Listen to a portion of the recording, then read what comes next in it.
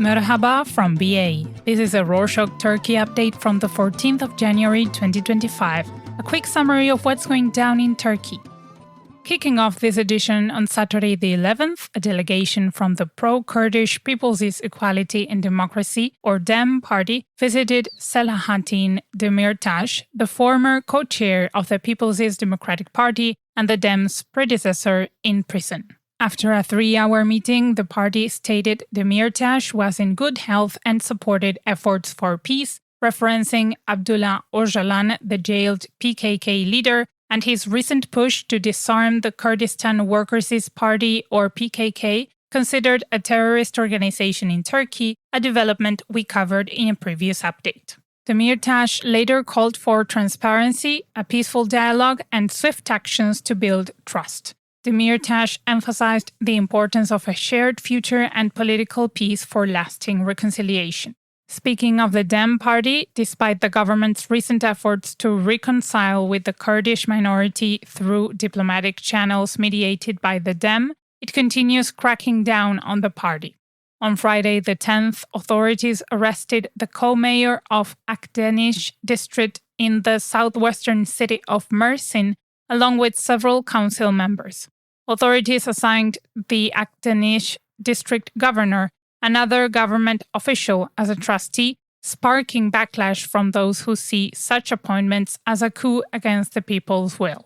Prosecutors accused the co-mayor and the council members of participating in a terrorist organization, spreading propaganda, violating the law on preventing the financing of terrorism, and breaching the law on meetings and demonstrations. Also in Mersin, the main opposition is protesting against the high cost of living.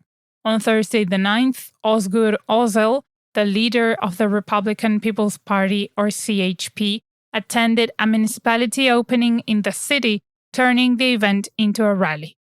Özel called on pensioners, minimum wage earners, and anyone suffering under the current government to show a red card in protest. He criticized the 30% increase in the minimum wage for 2025, which he said was below the 50% inflation rate.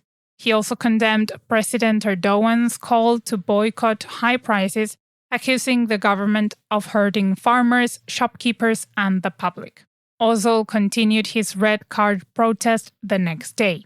The spokesperson for the ruling Justice and Development Party, or AKP, dismissed it as a gag, but Özel emphasized the campaign's serious push toward early elections with red cards, symbolizing opposition to government policies. More on the opposition. On Monday the 13th, the police targeted 47 people, including Beşiktaş Mayor Rıza Akpolat, in a corruption investigation. 39 were arrested, with efforts underway to locate the rest. The probe centers on businessman Aziz Ihsan Aktaş, accused of leading a group that manipulated municipal tenders by bribing officials to secure contracts. The CHP has condemned the investigation, calling it a witch hunt targeting opposition municipalities. Political leaders described the arrests as an attack on democracy. Akpolat and others intend to challenge the charges in court. In some parliamentary updates, on Friday the 10th, the Future Party, the Felicity Party, and the Democracy and Progress Party, or DEVA, officially applied to establish a joint parliamentary group and merge into a single umbrella party.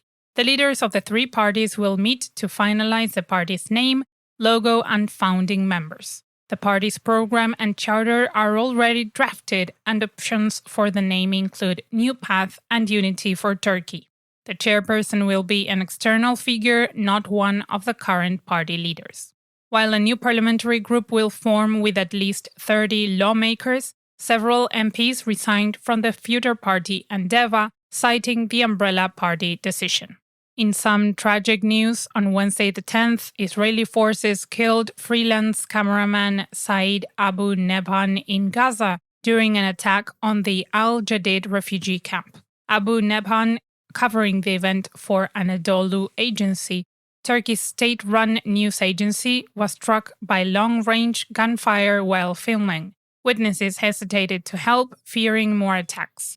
The Palestinian news agency Wafa confirmed his death. In a related airstrike, Israeli warplanes targeted Gaza's Sujeya neighborhood, hitting a residential building and killing at least one person.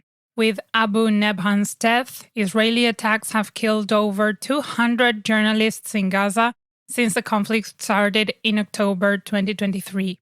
Over 46,000 Palestinians, including nearly 18,000 children, have also died. On Thursday the 9th, a tragic collapse at a sewer connection project in Ankara's Polatli district claimed the lives of 2 workers. Both men were buried under the soil and rescue teams worked to recover their bodies. The Ankara governor's office confirmed that a construction supervisor was detained, with investigations underway. This incident adds to the alarming toll of workplace accidents in Turkey. The Assembly for Worker Health and Safety reported at least 1,708 workers lost their lives between January and November 2024, underscoring the urgent need for improved safety measures.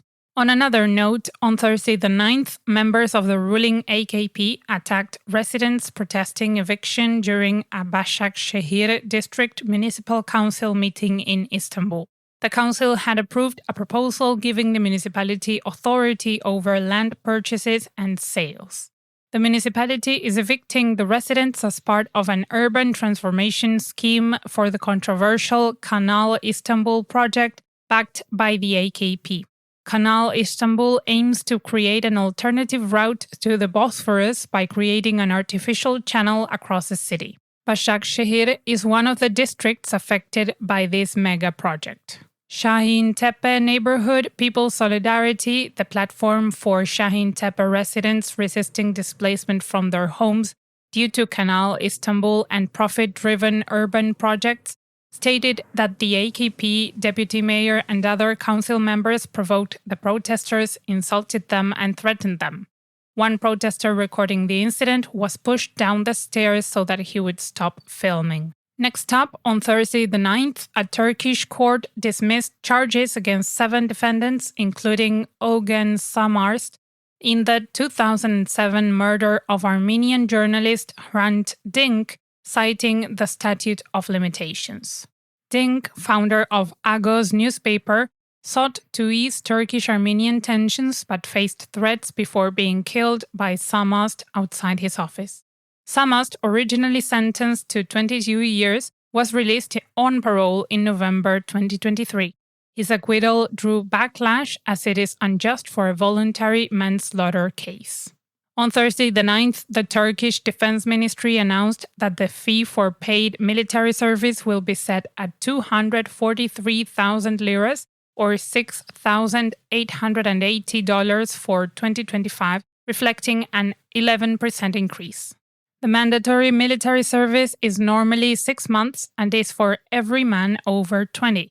However, the program offers an alternative to this, allowing those who can afford the fee to serve only 28 days. The fee is adjusted every 6 months based on civil servant salary increases, with applicants required to pay within 2 months of applying for military service.